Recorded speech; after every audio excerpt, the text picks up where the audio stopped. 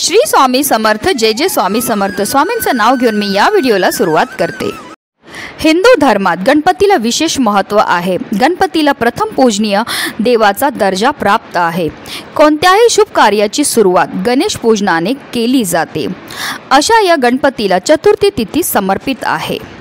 पंचांगानुसार प्रत्येक महिन्यात 2 वेळा चतुर्थी तिथी येते। त्यानुसार पौर्णिमेनंतर येणाऱ्या कृष्ण पक्षातील चतुर्थी तिथीला संकष्टी चतुर्थी, तर अमावास्येनंतर येणाऱ्या शुक्ल पक्षातील चतुर्थी तिथीला विनायक चतुर्थी म्हणतात। आणि उद्या म्हणजे 9 जुलै रोजी आहे मंगळवार, आणि त्या दिवशी आली आहे विनायक चतुर्थी। आषाढ महिन्याच्या शुद्ध पक्षातील विनायक चतुर्थीला अंगारक योग जुळून आला आहे। विनायक चतुर्थी मंगळवारी आली की तिला अंगारक योग असलेली चतुर्थी मानतात। अंगारक म्हणजे मंगळ। अंगारकी विनायक चतुर्थी हा योग वारंवार येत नाही।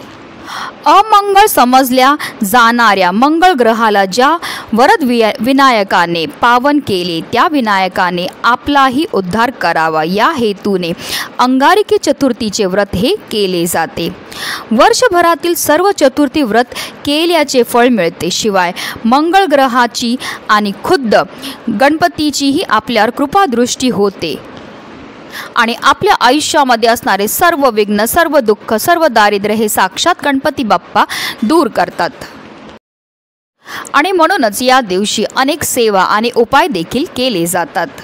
आणि म्हणूनच आपल्याला विनायक चतुर्थीच्या दिवशी सकाळी फक्त इथे एक असा दिवा लावायचा। हा दिवा लावल्यामुळे आपल्या कुटुंबावर कधी वाईट संकट तर येणारच नाही, पण आपल्या आयुष्यामध्ये सुख, समृद्धी, ऐश्वर हे कायम टिकून राहणार आहे, ज्यामुळे आपल्या घराची, आपल्या मुलांची, आपल्या पतीची भरभरून अशी प्रगती होणार आहे। अतिशय प्रभावी असा उपाय आहे, ज्याबद्दल सविस्तर आणि महत्त्वाची अशी माहिती मी तुम्हाला या व्हिडिओमध्ये देणार आहे। तर व्हिडिओ पूर्ण पहा, आणि जर तुम्ही माझ्या चॅनलवर नवीन असतील तर चॅनलला सबस्क्राइब करा आणि शेजारी बेल आयकॉन सुद्धा प्रेस करा, जेणेकरून तुम्हाला माझ्या नवनवीन व्हिडिओचं नोटिफिकेशन हे मिळत राहील आणि तुम्ही एक पण व्हिडिओ मिस करणार नाही। हिंदू धर्मग्रंथांमध्ये विनायक चतुर्थीला वरद विनायक चतुर्थी असे म्हटले जाते, म्हणजेच वरदान देणारी गणेश चतुर्थी असा त्याचा अर्थ होतो। मान्यतानुसार या दिवशी व्रत करणाऱ्या भाविकांच्या मनातल्या प्रत्येक मनोकामना गणपती बाप्पा पूर्ण करतात। त्यात आषाढ विनायक चतुर्थीचे व्रत केल्याने साधकाला ज्ञान आणि संयमाचे विशेष आशीर्वाद प्राप्त होतात, आणि या 2 गुणांमुळे व्यक्तीची प्रगती होते। विनायक चतुर्थी व्रताच्या दिवशी 3 शुभ योग तयार होत आहेत: रवी योग, सिद्ध योग आणि सर्वार्थ सिद्ध योग। आणि म्हणूनच या दिवशी आपल्याला आवर्जून व्रत हे करायचं, त्याचबरोबर गणपती बाप्पांची पूजा करायची, सेवा करायची आणि काही विशेष उपायसुद्धा करायचे आहेत। तर आपल्याला विनायक चतुर्थीच्या दिवशी सकाळी ब्रह्ममुहूर्तावर उठायचं आणि आंघोळ करायची। आंघोळ करताना त्यामध्ये काही विशेष वस्तू टाकायच्या, त्याचा व्हिडिओसुद्धा माझ्या चॅनलमध्ये आहे, नाही पाहिला असेल तर आवर्जून पहा।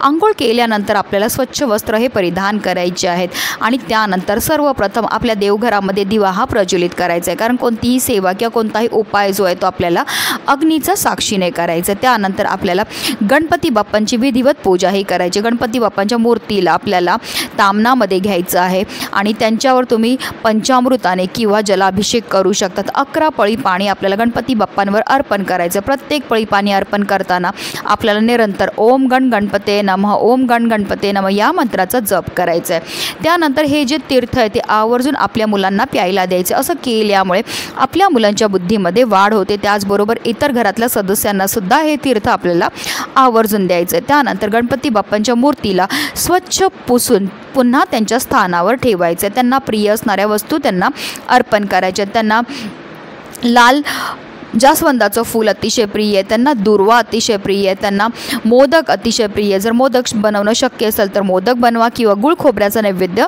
अर्पण केला तरीही चालणार आहे। अशा रीतीने आपल्याला गणपती बाप्पांची विधिवत पूजा ही करून घ्यायची आहे।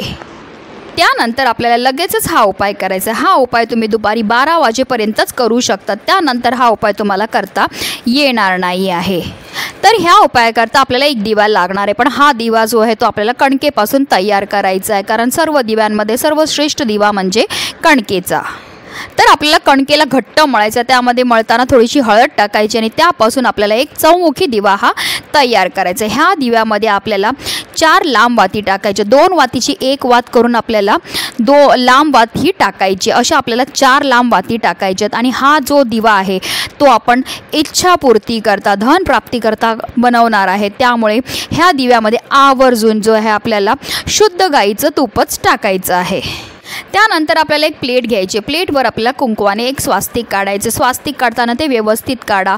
त्या स्वास्तिकमध्ये 4 बिंदू आणि त्याचबरोबर दोन्ही साईडला 2-2 रेषा ह्या आवर्जून आपल्याला द्यायच्यात. कारण त्या रेषा ज्या असतात त्या स्वास्तिकाची मर्यादा असते आणि स्वास्तिक हे मांगल्याचं प्रतीक असतं. स्वास्तिक काढल्यानंतर त्या स्वास्तिकला आपल्याला हळद कुंकू अक्षदा अर्पण करायचे आणि त्यावर आपल्याला हा जो कणकेचा आपण चौमुखी दिवा तयार केलेला आहे तो ठेवायचा आहे. त्याचबरोबर ह्या दिव्यामध्ये 3 लवंगासुद्धा आपल्याला टाकायच्या. ज्या लवंगा टाकणार त्या व्यवस्थित पाहून घ्यायच्या, त्या अखंड असाव्या. त्यानंतर हा दिवा जो आहे तो आपल्याला प्रज्वलित करायचा. दिवा प्रज्वलित केल्यानंतर ही प्लेट उचलायची आहे आणि आपल्या देवघरामध्ये असणाऱ्या आपल्या गणपती बाप्पांसमोर आपल्याला ही प्लेट जी आहे ती ठेवायची आहे. आता ह्या दिव्याला आपल्याला हळद कुंकू अक्षदा अर्पण करायचे, त्याचबरोबर एक फूलसुद्धा अर्पण करायचं आहे. अंगारक योग आहे, त्याचबरोबर आहे विनायक चतुर्थी आणि या दिवशी असा दिवा लावण्याला विशेष महत्त्व हे दिलं जातं. असा हा चौमुखी दिवा लावल्यामुळे आपलं 4ही बाजूने संरक्षण हे होत असतं. आपल्या घरावर चौबाजूने येणारं जे संकट आहे ते साक्षात गणपती बाप्पा दूर करतात आणि त्याचबरोबर आपल्या संपूर्ण कुटुंबाची चौबाजूने भरभरून अशी प्रगती होत असते.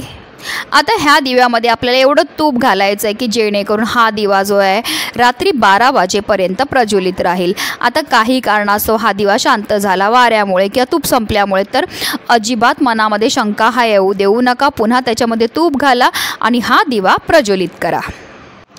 आता दुसऱ्या दिवशी आपल्याला काय करायचं, सकाळी स्नान झाल्यानंतर आपण जेव्हा देवपूजा करणार तेव्हा ही जी प्लेट आहे ती आपल्याला उचलून बाजूला करून घ्यायची आहे.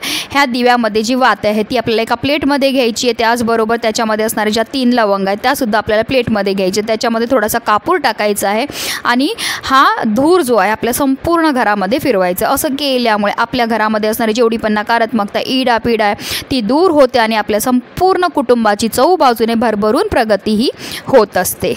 त्याचबरोबर जो कणकेचा दिवा आहे आणि त्या दिव्याखाली जे आपण थोडेफार तांदूळ ठेवलेले आहेत तर ते आपल्याला एखाद्या झाडाखाली नेऊन ठेवायचं जेणेकरून तिथे असणारे पशुपक्षी ते दिवा खातील. हे सुद्धा आपल्याकडनं केलेलं एक प्रकारचं दानच असतं. अतिशय प्रभावी असा हा उपाय आहे. हा उपाय केल्यामुळे आपल्या संपूर्ण कुटुंबाची चौबाजूने प्रगती तर होतेच होते, पण त्याचबरोबर आपल्या आयुष्यामध्ये असणारे सर्व दुःख विघ्न दूर होऊन आपलं 7 पिढ्यांचं दारिद्र्यसुद्धा नष्ट होतं. अतिशय प्रभावी असा हा उपाय जो प्रत्येकाने विनायक चतुर्थीच्या दिवशी करायचा आहे. म्हणूनच व्हिडिओ जास्तीत जास्त लोकांपर्यंत शेअर करा जेणेकरून प्रत्येकाचं आयुष्याचं कल्याण हो हीच मनामध्ये इच्छा. श्री स्वामी समर्थ. जय जय स्वामी समर्थ.